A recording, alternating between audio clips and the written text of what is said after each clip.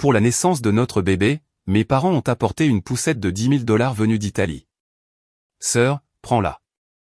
Nous n'avons pas besoin d'un tel luxe. Nous nous en achèterons une au marché, dit mon mari alors qu'il la chargeait déjà dans le coffre de ma belle-sœur. Une minute plus tard, mon père sortit de l'immeuble vers lui. La chambre d'hôpital était un cocon de bip étouffé et d'instructions murmurées, ce genre d'endroit où le temps s'étire comme du caramel et où chaque minute porte le poids de l'éternité. Elena était à moitié installée sur un tas d'oreillers imprégnés d'odeurs de déterge industriel et de la lotion lavande que sa mère avait frottée sur ses mains pendant les dernières étapes de l'accouchement. Dans ses bras, Mia, 7 livres et 2 onces de perfection, émettait de doux reniflements, ses poings minuscules se déroulant parfois comme des frondes de fougères, testant la lumière du matin. La fenêtre donnait sur le bord et de la ville, où l'automne avait commencé sa métamorphose annuelle, érables saignant le cramoisi, chênes perdant leur or, rivière lointaine scintillant comme un ruban d'argent sous un ciel couleur d'ardoise humide. Maria et Giovanni étaient arrivés avant le lever du soleil, traversant l'obscurité près d'Aun avec la poussette dans le coffre arrière comme un trésor de contrebande. Ils s'étaient garés de travers dans la zone réservée aux futures mères, trop anxieux pour chercher une place correcte, et se tenaient maintenant au chevet d'Elena, irradiant la lueur particulière des grands-parents qui avaient attendu des décennies ce moment. Les mains de Giovanni, épaisses et tachetées par le soleil, gravées de la topographie des oliveraies, s'accrochaient à la rambarde du lit comme pour se retenir contre une vague d'émotion. Les yeux de Maria, du même noisette qu'Elena, scintillaient de larmes non versées. Giovanni se racla la gorge 2 fois avant de parler, comme il le faisait lorsqu'il portait un toast lors des mariages du village. « Nous avons apporté quelque chose, dit-il, la voix rauque du voyage et de quelque chose de plus profond. » Il fit un signe vers le grand carton que Maria avait amené sur un chariot emprunté. Le papier d'emballage était peint à la main par un artisan florentin, bleu indigo profond avec des étoiles en feuilles d'or, noué avec un ruban épais comme un poignet d'enfant. Pour Mia, pour ses premiers voyages, Maria défit le nœud avec des doigts tremblants. La boîte s'ouvrit comme un rideau de théâtre, révélant la poussette dans toute son élégance impossible. Le châssis en aluminium de qualité aérospatiale, noir mat, plus léger qu'il ne devrait l'être. Le siège, en cuir toscan cousu main couleur crème fraîche, était contourné avec précision ergonomique, ventilé par des micro-perforations promettant respirabilité même sous les après-midi romains les plus chauds. Les roues étaient une symphonie d'ingénierie, suspension indépendante, roulement silencieux, pneus remplis d'un gel propriétaire absorbant les chocs comme une berline de luxe. La poignée télescopique s'ajustait comme un murmure, de 1,63 m d'Elena à 1,85 m de Giovanni sans un seul déclic. Même le frein s'enclenchait avec le chuchotement satisfaisant d'une porte de coffre-fort. « Diadolari » annonça Giovanni, l'italien glissant sur sa langue avant de passer à l'anglais. 10 000 de chez Baiga à Milan, où la même famille fabrique des poussettes depuis 1892. Nous l'avons vu dans un catalogue l'hiver dernier, ta mère et moi, et nous avons su que c'était le carrosse de Mia. Le souffle d'Elena se bloqua entre rire et larmes. Elle avait imaginé une jolie poussette, peut-être le modèle scandinave élégant inscrit sur la liste de naissance, mais ceci était une relique d'une autre vie. « Papa, tu as vendu le Lowe Grove pour ça » murmura-t-elle, connaissant déjà la réponse. Le Lowe Grove, 20 arbres anciens sur le versant le plus ensoleillé, était la fierté de Giovanni, celui qu'il avait refusé de vendre, même lorsque des promoteurs offraient le triple du prix du marché. Maria lissa une mèche de cheveux sur le front d'Elena. Les arbres nous ont donné de l'huile pendant 70 ans. Maintenant, ils me donnent un réconfort. C'est un échange juste. Alex se tenait près du pied du lit, encore en t-shirt froissé porté pendant 36 heures. Ses yeux passaient de la poussette à l'étiquette, 10 000 $ en lettres embossées, puis à son téléphone où un texto de Leia pulsait sans réponse. Ici encore ? Le parking est un cauchemar. Il força un sourire. C'est irréel. Mia va être le bébé le plus gâté de l'hémisphère.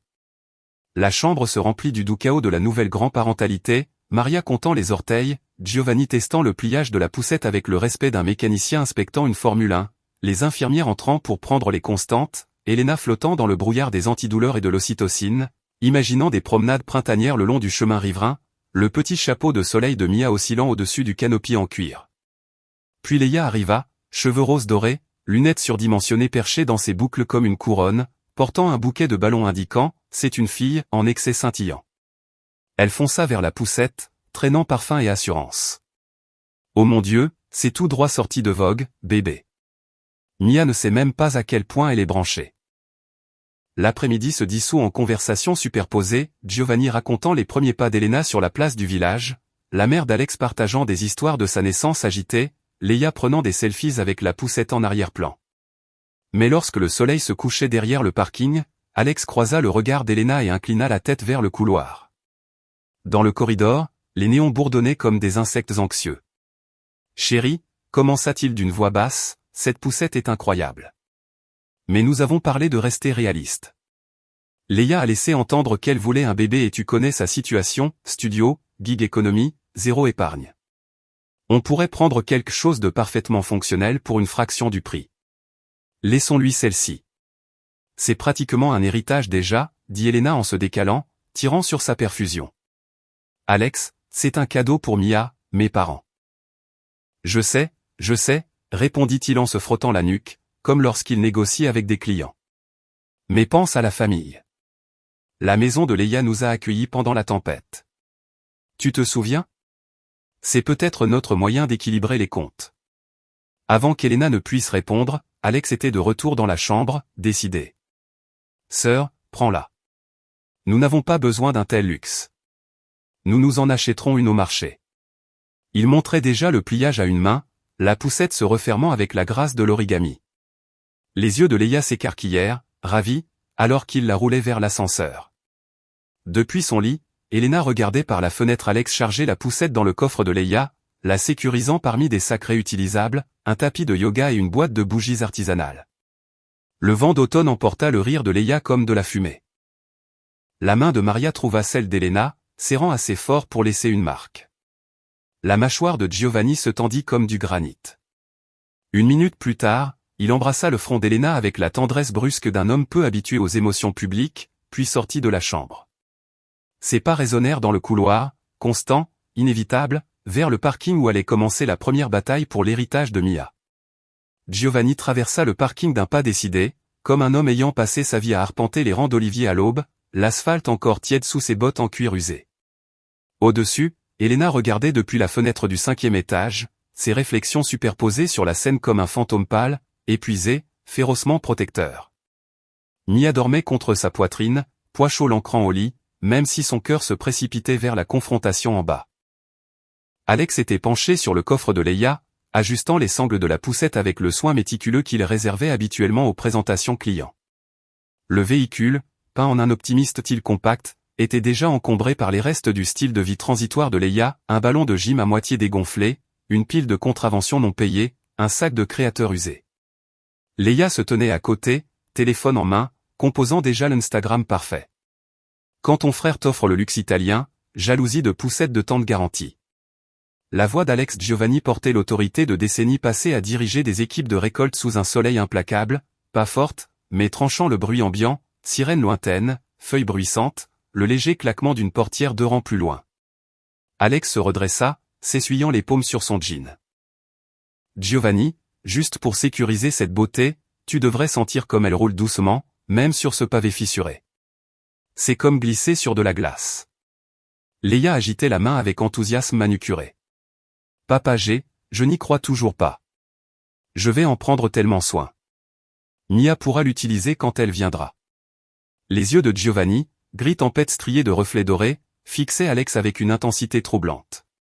Cette poussette a été commandée pour ma petite fille, ta fille, le sang d'Elena et le mien, pas pour une redistribution occasionnelle. À l'intérieur de l'hôpital, Maria avait rejoint Elena à la fenêtre, ses chapelets cliquetant doucement entre ses doigts arthritiques. Ton père va gérer ça, murmura-t-elle, bien que sa prise sur le rebord trahisse son anxiété. En bas, une infirmière poussant un fauteuil roulant s'arrêta, sentant l'atmosphère chargée. Le rire d'Alex était fin, se délitant sur les bords. Allez, Giovanni. Ce n'est pas une redistribution. C'est du partage familial. Elena et moi avons convenu. Nous n'avons pas besoin de quelque chose d'aussi extravagant. Nous prendrons quelque chose de pratique. Leia part de zéro. Cela pourrait être son tremplin.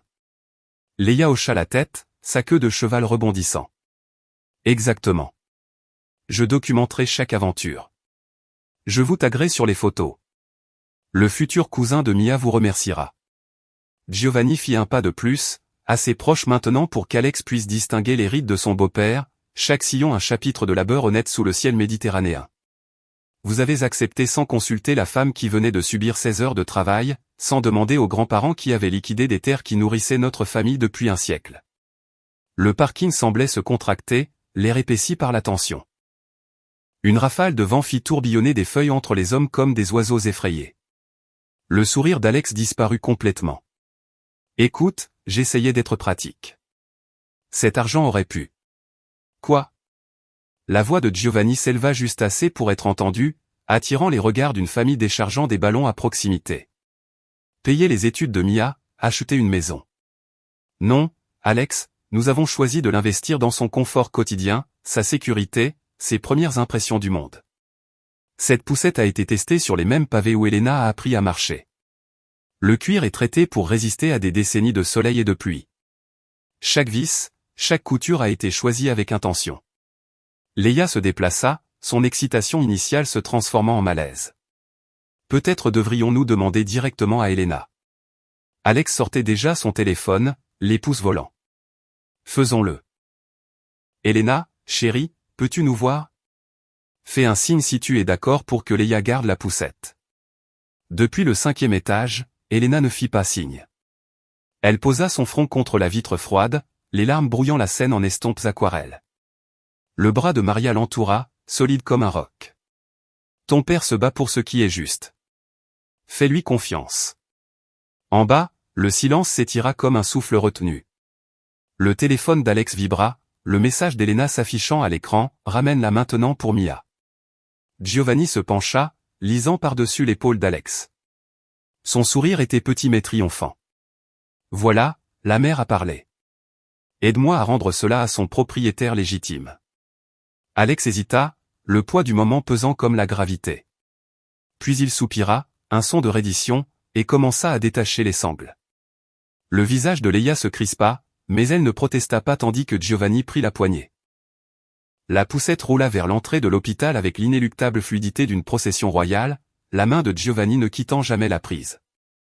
Dans l'ascenseur, ils montèrent en silence. Alex fixait ses chaussures. Leia faisait défiler son téléphone frénétiquement. Giovanni se tenait en sentinelle. Les portes s'ouvrirent sur le service maternité où des infirmières curieuses faisaient semblant de ne pas remarquer la tension émanant du trio. La chambre d'Elena parut plus petite avec le retour de la poussette, sa présence reprenant l'espace comme un monarque déchu. Maria avait posé Mia dans le berceau, le bébé dormant paisiblement malgré le drame. Quand Alex entra avec Giovanni dirigeant de côté et Leia traînant comme un enfant réprimandé, l'air crépitait. Elena, la voix rauque d'avoir été silencieuse, déclara, cette poussette reste ici avec Mia. Ce n'est pas négociable. Leia ouvrit la bouche puis la referma sous le regard tranchant de Giovanni. Alex se frotta la nuque, signe universel de malaise masculin. D'accord, elle reste. Mais Leia comprendra, conclut Giovanni, son ton ne laissant place à aucune objection. La famille respecte les cadeaux faits avec intention. La pièce tomba dans un silence maladroit, seulement interrompu par le doux reniflement de Mia. Finalement, les parents d'Alex proposèrent un café à la cafétéria pour calmer la situation. Leia partit avec eux, jetant des regards langoureux à la poussette désormais stationnée protectivement à côté du lit d'Elena comme un chien fidèle. Cette nuit-là, alors que les visites se terminaient, Giovanni embrassa le front d'Elena avec une tendresse brusque. Demain, nous la ramenons à la maison correctement. Tu te concentres sur ta guérison et cette belle fille. Mais tandis qu'Elena sombrait dans un sommeil épuisé, elle entendit Alex dans le couloir, voix basse, conciliatrice, teintée de culpabilité. Ouais, 6. J'ai essayé. Ils sont intenses à ce sujet. Non, je ne sais pas si je peux leur faire changer d'avis. Je vais trouver une solution. Le jour de la sortie se leva avec une lumière automnale cristalline qui rendait la ville fraîchement lavée. Elena signa les formulaires d'une main encore tremblante du sulfate de magnésium. Mia, blottie contre sa poitrine, vêtue de la tenue de sortie que Maria avait cousue dans les chutes de soie de la robe de mariée d'Elena. Giovanni avait amené leur break, les côtés en bois brillant après un lavage de l'aube, jusqu'à la zone de prise en charge des patients. La poussette déjà installée à l'arrière avec la précision d'un bijoutier. Alex portait le siège auto, mouvement prudent, mais regard distant, les événements restant gravés sous ses yeux. Leia avait texté sans relâche depuis l'affrontement sur le parking. D'abord des émojis d'excuses, puis des mèmes passifs-agressifs sur le favoritisme familial, enfin une demande directe. 299 $, annonça-t-il en démontrant le pliage avec panache. Porte-gobelet, plateau à snack, et elle s'incline entièrement. Nous sommes prêts. Elena esquissa un sourire qui n'atteignit pas ses yeux. Mia, vêtue du body brodé offert pour sa première sortie, semblait comiquement petite dans le siège immense de la poussette italienne. Le contraste était douloureux. L'une une œuvre d'art, l'autre une anonymat produit en série. Le premier vrai test eut lieu lors du contrôle d'une semaine.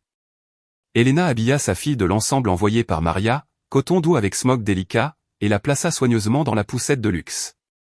Le trajet jusqu'au pédiatre fut une révélation.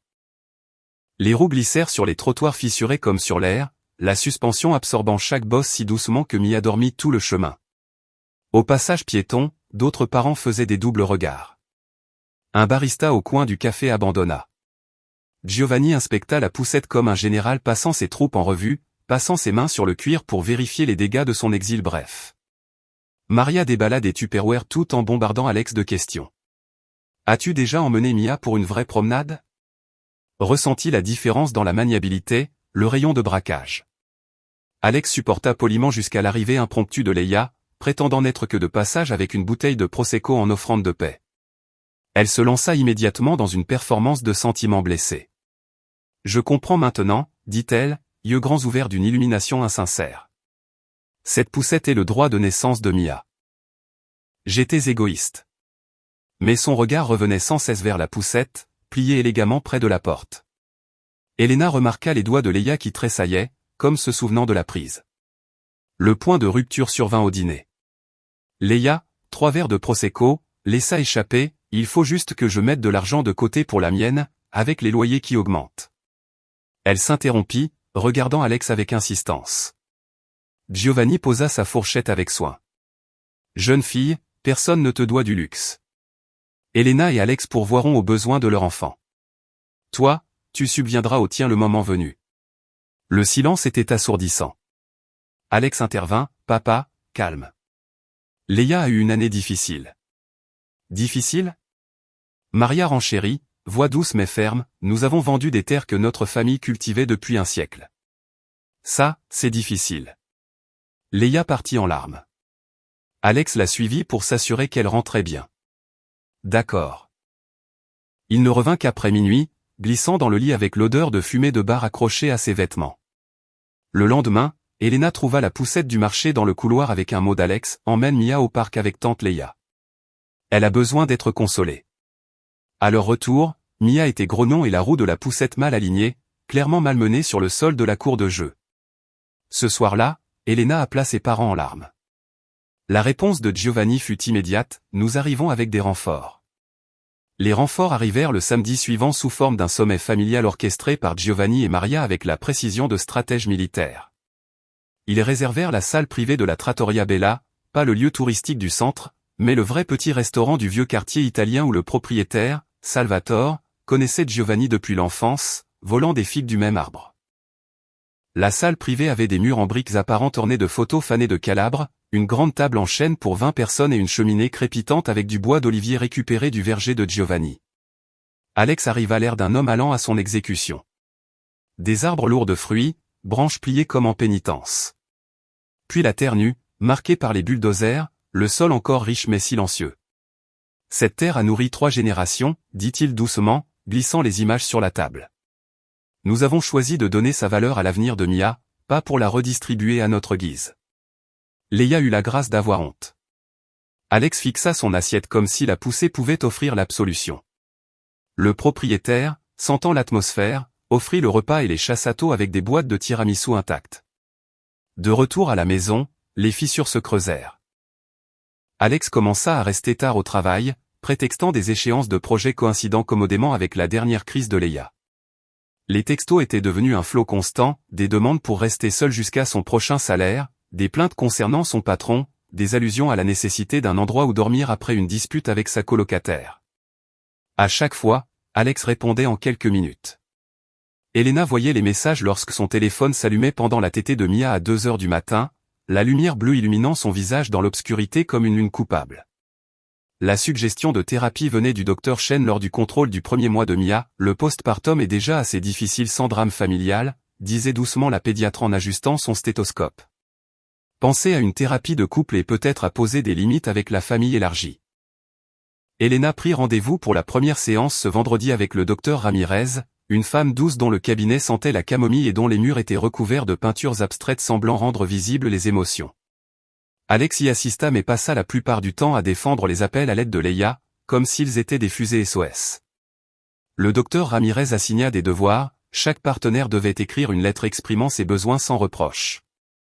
La lettre d'Elena faisait plusieurs pages, l'encre tachetée de larmes alors qu'elle décrivait la douleur de voir le sacrifice de ses parents traité comme un objet isolé. Celle d'Alex ne faisait que 2 paragraphes, principalement sur le sentiment d'être pris au milieu d'une guerre de génération. Puis vint l'avis d'expulsion, la colocataire de Leia avait quitté l'appartement de manière inattendue, la laissant responsable du loyer complet pour un logement qu'elle ne pouvait presque pas se permettre seule. Elle arriva à 21h un mardi, sac de voyage à la main, les yeux rouges de larmes. Juste pour quelques semaines, j'ai des pistes pour de nouveaux endroits. Alex était déjà en train de libérer la chambre d'amis, encombrée de boîtes de vêtements futurs de Mia, avant qu'Elena ne puisse réagir. Nous avons un nouveau-né, dit-elle, la voix tremblante en berçant Mia dans le fauteuil à bascule de la nurserie. Notre sommeil est déjà morcelé. Nous avons besoin de notre espace. C'est temporaire, insista Alex en poussant des cartons dans le couloir. C'est la famille. Giovanni et Maria, prévenus par texto paniqués, arrivèrent dans l'heure. Giovanni apporta un dossier épais de photocopies, studio à louer dans des quartiers sûrs, tableaux budgétaires colorés, même une offre d'emploi pour un poste de coordinateur dans une association pour mères célibataires, ironie notée. Des solutions, annonça-t-il en étalant les documents sur l'îlot de la cuisine comme une carte de bataille, pas comme un fardeau pour de jeunes parents. Leia se hérissa, je n'ai pas besoin de cadeaux de ceux qui ont vendu leur héritage pour bénir leur petite fille, conclut doucement Maria, sa voix portant le poids des matriarches italiennes. Le face-à-face dura jusqu'aux pleurs de Mia, perçant la tension comme une sirène. Elena prit sa fille, la berçant instinctivement, et à ce moment quelque chose se cristallisa, sa famille, son mari, son enfant, ses parents étaient sa priorité. Leia resterait toujours la sœur d'Alex, mais pas au détriment de cette unité sacrée. Alex fit son choix dans le couloir, voix basse mais ferme, je t'aiderai à trouver un logement demain, mais ce soir il y a un hôtel dans la rue. C'est pour moi. Leia partit en tempête, porte claquée et sanglots dramatiques, et Alex ne la suivit pas. Le lendemain matin, il transféra $5000 de leur compte commun à celui de Leia, argent pont jusqu'à son prochain emploi. Elena le découvrit en payant les factures, la transaction brillant sur l'application bancaire comme une accusation. La confrontation fut la pire, accusation de trahison, de choisir le sang plutôt que le mariage, de sabotage financier pour un enfant qui n'était même pas là. Giovanni joua encore le rôle de médiateur, cette fois dans le salon avec Mia dormant dans sa poussette, témoin silencieux. Fils, dit-il à Alex pour la première fois sans ironie, l'amour est action. Montre à Elena où se situent tes priorités. Les excuses d'Alex vinrent en phase, rendre l'argent que Leia refusa finalement, bloquer ses textos culpabilisants, assister régulièrement à la thérapie. Il se porta même volontaire pour appeler l'atelier de Milan pour ajouter le futur enfant de Leia à la garantie, geste volontaire et non obligation. Mais la confiance, une fois fissurée, prend du temps à se réparer. Et Leia, malgré toutes ses promesses, gardait encore une carte à jouer. Le printemps arriva avec la grâce hésitante d'un cerf sur la glace fine. Les cerisiers de la ville explosèrent en fleurs roses du jour au lendemain, leurs pétales dérivant comme des confettis à travers les fenêtres ouvertes et se déposant sur les rebords comme des bénédictions. Mia, âgée de 4 mois, avait découvert le plaisir de faire des bruits avec sa bouche et la crise existentielle des jouets tombés. La poussette italienne avait parcouru des centaines de kilomètres, promenade à Riverside Park où les joggeurs la regardaient 2 fois, course au supermarché où les caissiers la quittaient pour admirer le modèle, visite au studio d'Elena au centre-ville où des clients prenaient rendez-vous juste pour voir la fameuse poussette. La thérapie devint un rituel hebdomadaire dans le cabinet parfumé à la camomille du docteur Ramirez. Il jouait des conversations pour poser des limites jusqu'à ce qu'Alex puisse dire « Je t'aime, mais je ne peux pas régler ça pour toi », sans fléchir. Ils cartographièrent les systèmes familiaux sur un tableau blanc, l'investissement d'Alex envers Leia en rouge, la loyauté farouche d'Elena envers ses parents en vert, la nouvelle famille nucléaire en or. Les progrès se mesuraient en petites victoires, Alex ignorant un texto de crise à 2h du matin de Leia, Elena invitant ses parents sans vérifier l'emploi du temps d'Alex. La transformation de Leia fut plus lente, plus réticente. La crise d'expulsion la força à accepter le poste de coordinatrice trouvé par Giovanni, 40 heures par semaine dans l'association pour mères célibataires, avec avantage et 401 cas. L'ironie n'échappa à personne, surtout pas à Leia, qui passa sa première réunion à apprendre les fonds d'urgence pour logement tout en postulant secrètement pour un financement pour elle-même. Elle emménagea dans un studio au-dessus d'une boulangerie, petit mais à elle seule, meublé de trouvailles de friperie et de colis ponctuels des parents d'Alex, qui voyaient enfin clairement les schémas de leur fille après des décennies de facilitation. Le tournant survint lors de la cérémonie de dédicace de Mia, non un baptême religieux, mais une bénédiction laïque dans le jardin communautaire où Elena et Alex s'étaient mariés. Les proches se rassemblèrent sous un dais de cerisier en fleurs, pétales dérivant comme de la neige. Leia arriva en retard, discrète dans une robe en lin simple, portant un sac cadeau au lieu d'exigence. À l'intérieur, un mobile fait main, petites olives en feutre et roues de poussette, chaque pièce cousue avec soin. Je l'ai fait moi-même, dit-elle timidement, les joues rosies. Elle avait suivi des cours du soir au centre communautaire et pensait qu'elle devrait créer plutôt que simplement recevoir. Les yeux d'Alex s'embuèrent. Elena, tenant Mia dans la robe de dédicace que Maria avait confectionnée avec le tissu de sa propre robe de mariage, ressentit la première chaleur véritable envers sa belle-sœur depuis presque un an. La cérémonie elle-même fut simple, Giovanni lisant un poème sur les racines et les ailes, Maria plaçant un brin d'olivier dans la petite main de Mia, Alex promettant de construire une famille sur le respect et non le sauvetage. La réconciliation se déroula progressivement comme le printemps lui-même, Leia commença à visiter les dimanches alternés sur rendez-vous, demandant toujours la permission et apportant des biscuits faits maison au lieu d'excuses. Elle apprit à changer les couches sans qu'on le lui demande, à chauffer les biberons à 37 degrés Celsius, à lire les signaux de Mia avec précision croissante. Alex, à son tour, aida Leia à créer un tableau budgétaire coloré avec des émojis de célébration lorsqu'elle remboursait sa première carte de crédit. Un samedi de mai, Elena trouva Alex dans la nurserie, nettoyant soigneusement la poussette avec un conditionneur pour cuir, tâche que Giovanni lui avait enseignée comme un rituel sacré, pour quand elle aura son propre bébé, dit-il sans lever les yeux, en polissant une éraflure sur la poignée. Mais jusqu'à ce moment, elle est à Mia. Seulement à Mia.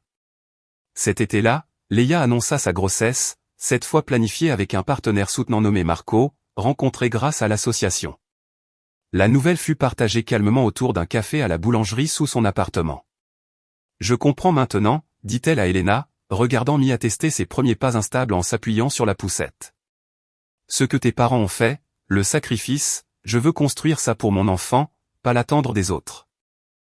Les parents d'Elena, toujours généreux, insistèrent pour offrir la deuxième poussette, celle qui avait brièvement vécu dans le placard pour le bébé de Leia, correctement cette fois. Giovanni l'annonça lors du dîner familial, révélant la nouvelle dans le jardin de la dédicace, sans drame, juste de l'amour, complétant le cercle par un après-midi chaud de septembre. 2 poussettes côte à côte dans le parc, Mia, désormais marchant avec détermination, poussant une poupée dans le modèle italien original, tandis que Leia, enceinte de 7 mois, testait la nouvelle avec un ours en peluche. Alex prit des photos, son visage détendu comme jamais depuis avant la naissance de Mia. Giovanni et Maria observaient depuis un banc, mains entrelacées, le poids de leur sacrifice allégé par la vue de 2 générations glissant harmonieusement vers l'avenir. Des années plus tard, quand Mia serait assez grande pour comprendre, Elena lui raconterait l'histoire des poussettes, non comme un récit de conflit, mais de croissance, comment son grand-père avait vendu des arbres anciens pour qu'elle puisse rouler confortablement, comment son père avait appris à tenir bon, comment sa tante avait appris à se tenir seule, et comment parfois les cadeaux les plus précieux ne sont pas ceux avec des étiquettes, mais les limites qui protègent l'amour. La poussette elle-même, maintenant éraflée par des années de service fidèle, reposait dans le garage, attendant la prochaine génération. Son cuir était craquelé par endroits, ses roues lisses, mais elle restait un témoignage, certaines choses valent la peine de se battre, et certains combats valent d'être menés.